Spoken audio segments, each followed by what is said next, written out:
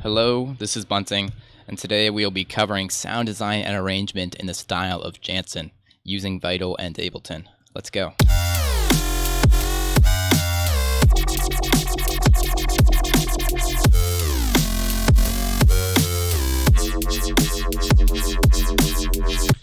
Alright, hope you like that little drop there, because in just a moment I'm going to go sound by sound, show you how I made it so you too can incorporate these sounds into your bangers, right?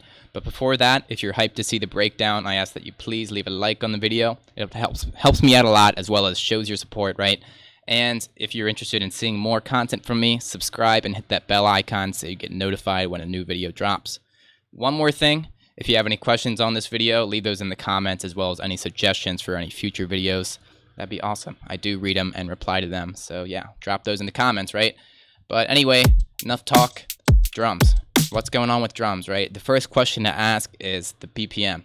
So I chose 170 for this, but you'll see Jantsen, he goes from 140 to 170 and sometimes 176-ish. But sometimes you'll see him all the way down at stuff like 80 to like 90 or even 70, right? But that begs the question, right? Is this stuff really that slow? No. And something you have to note is that 170 BPM is essentially the same as 85, just with the snare being on the 2, right? So if you get confused by the BPMs, how two songs can have much slower BPM, but essentially sound the same, that's why. It's just simple math. Don't get tripped up by that, okay?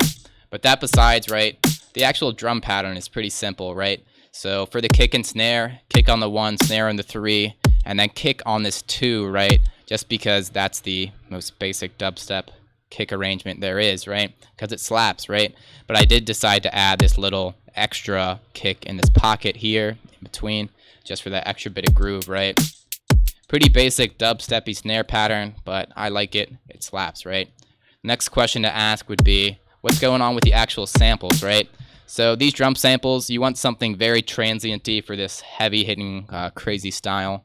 So I got a pretty clicky kick from my pack, as well as put on this drum bus, which gives it even more click. Basically, I like to turn everything off to these settings and just mess with this transient, which gives it a bit more click. And also the drum bus itself kind of compresses, which is nice, right? So as for the snares though, I got 2 snares layered. The first snare is more acoustic sounding and transient-y, right? Which I liked, but Jantsen a lot of the times has a bit of doofiness, like dubstep doof, so I just layered them both. I wanted that transient as well as the doof, and they sound great together, I think, with the drum bus, especially for that extra click, as I showed, right? But if you want these samples and more, you can visit my website, link in description, buntingmusic.com. There's plenty of free packs on here, as well as paid packs if you want some even more quality samples, as well as supporting me directly, which is awesome, right? I think these are in the Waves Pack Full Edition, if I recall correctly. But yeah, also on my website, there's also presets available, there's racks available, and you can even book a one-on-one lesson with me if you want to go in depth and have a chat with me, right? Which is awesome, right? Happy to share the knowledge, right? But that besides, what's going on with the actual sounds, right? You guys have seen drums, you've done them a million times before, but the sounds, what's good with that? First of all, I'm disabling this OTT. Makes a subtle difference, right? But in the actual sound, you'll see some common friends of ours. That is the basic shapes, right? So we have a square wave, saw wave, right? And you might ask, like, where's that whistliness come from? That comes from these higher layered octaves, right? So I'm going to just show you. The effects are pretty basic. I'm going to show you from scratch what you can do to make something just like this, right? But before I do that, one more note. If you support me on Patreon, you can gain access to all the presets I've made in this video, as well as this project file itself, and all the previous presets and project files, and some more bonus goodies, right? Yeah. So yeah, you get a lot of stuff for very cheap, so that's nice. But besides that, we're here with the saw wave, right? Saw waves are fine as a basis, but I'll show you what we can do with it later. But first of all, how do you get that whistly high end, right? None other than just holding shift and dragging transpose up. Right, that basically sends this oscillator up an octave, right, each time. So we can just have it like 36 and then drag this one up to 48. Already pretty close, right? But something more we can do is, to break us out of the realm of the saw wave, is select some basic shapes, right? So basic shapes, saw waves and square waves tend to be the fullest sounding and probably the most used in Jantsen stuff, right? But you can really customize it to your liking, and once you start adding some effects, you can get a lot more creative with it. But as you see, yeah, you can get really interesting with it, and you can also mess with the levels, right, to add more variation, right? But one thing you might notice is that there's a slight difference in the sound of the patch every time it's played, and that's because phase randomization is on. Basically, phase randomization is every time the patch is played, it's going to select a different point in the waveform to start. We don't want that because it can cause slight differences, right? So we're going to turn that down and just drag it to a random phase. And if you listen closely, you'll hear each phase has a bit of a different sound. So you can mess with that, right? But just make sure it's not random, so it's playing the same sound every time. You can mess with it, but I prefer to keep it off, right? So another thing you could do to add some more interest, right, is some FM, right? Kind of gets layered in there, right? But you can definitely tell a slight bit what's going on with that. If you want to hear it better and clearer, you can turn off oscillator 3, turn down the oscillator 2 level,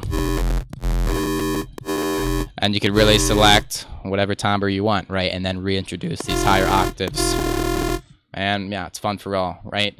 But that's not the only thing we can do on this voice panel. The last thing we do is actually go out of the octaves, right?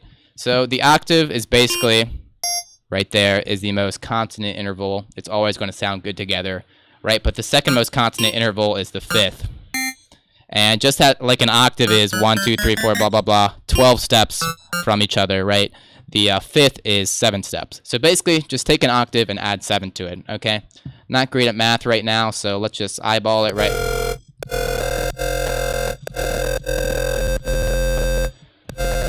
It can kind of get gritty with the FM, right? But as you see, right, that's a cool way to make it a bit different, make it a bit more harmonic, right?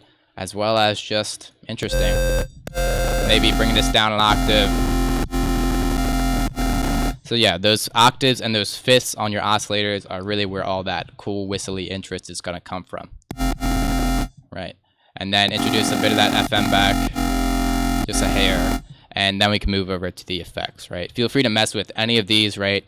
I'll show you some more stuff, what I did in the other patch, right?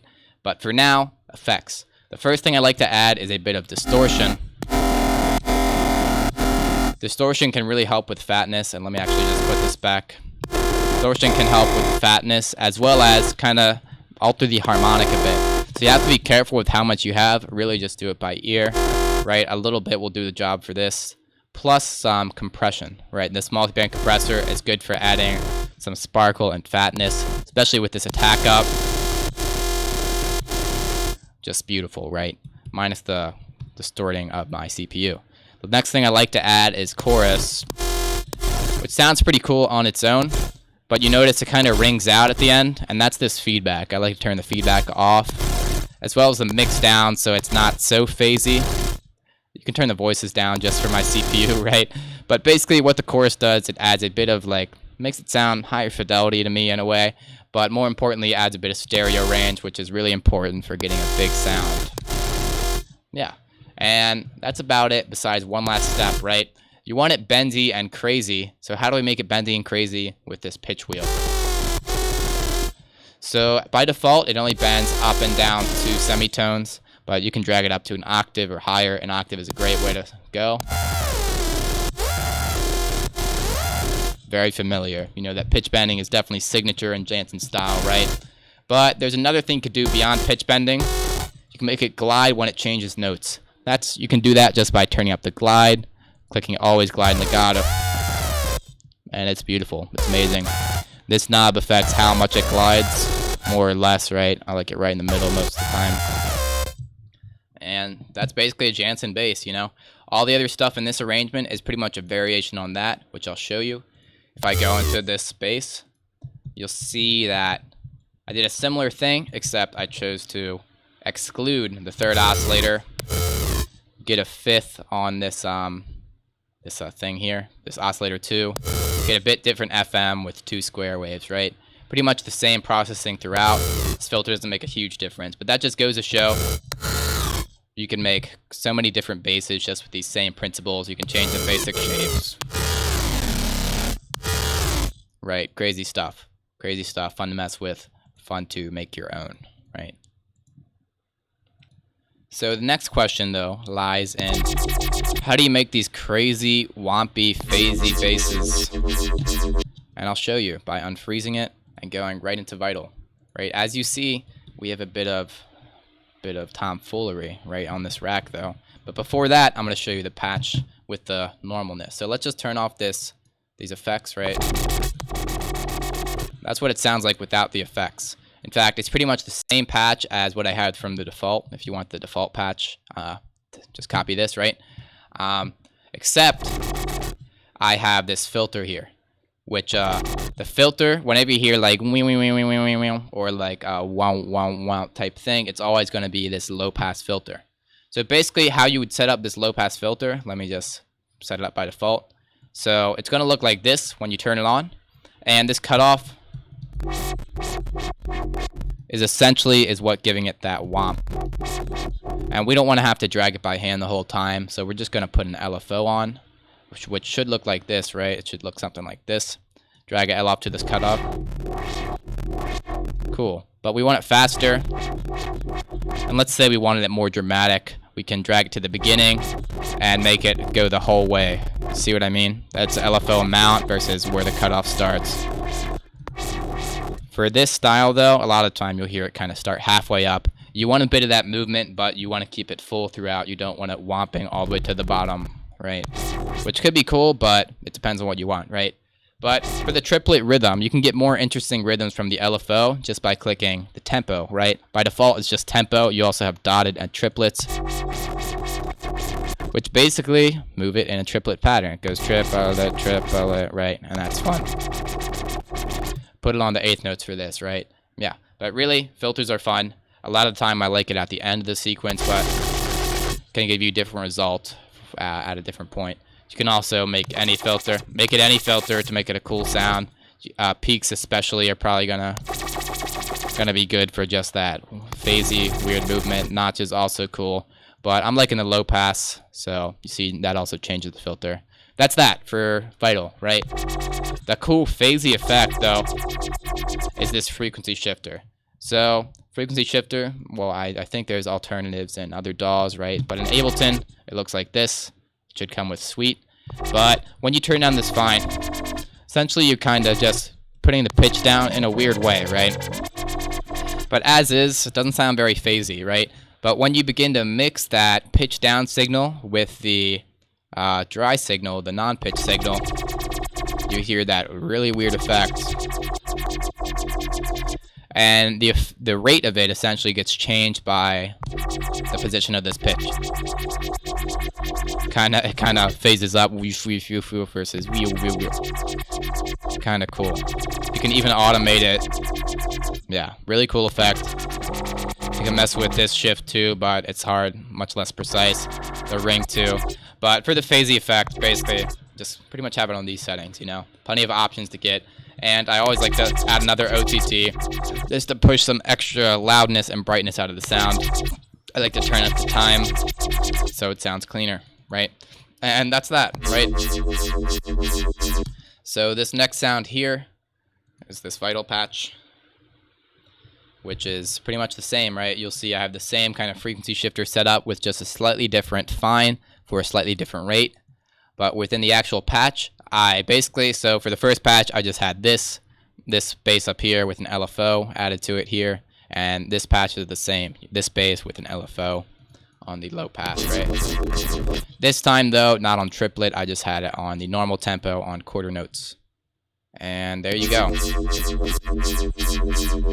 Right, you can get so many different basses to fill up your sound palette just out of these simple techniques, right? And really have an awesome time, right? And one more thing I want to show off, right, is this. So I mentioned my Patreon before, right? And this is one of the presets you're going to get on the Patreon. Let me turn off the chorus so it's not so laggy. Basically, it's like fully kind of customizable Jantsen bass using these macros, right? So this just makes it easy, right? You can affect the FM, right? You can affect the oscillator pitch. for different basses, right? You can turn on that. You can turn off some wubs. Whoops. Turn on some wubs by messing with this mix, right? And beyond that, you can also just mess with these shapes yourself. Yeah, that sound should be very familiar to you, right? Just shows you, how many variations you can get with seemingly so few options, right? But yeah, plenty of cool basses, plenty of cool stuff. Mess with all the things I mentioned, and you'll probably create every sound Jantsen has ever made. No, maybe not, right? But really, that's about the bulk of his sound. Definitely simple, but it's definitely fat, right? And that's about that. Once again, visit my website and support me on Patreon if you want to. And also plenty of free stuff on there if you're interested in just some cool samples for free.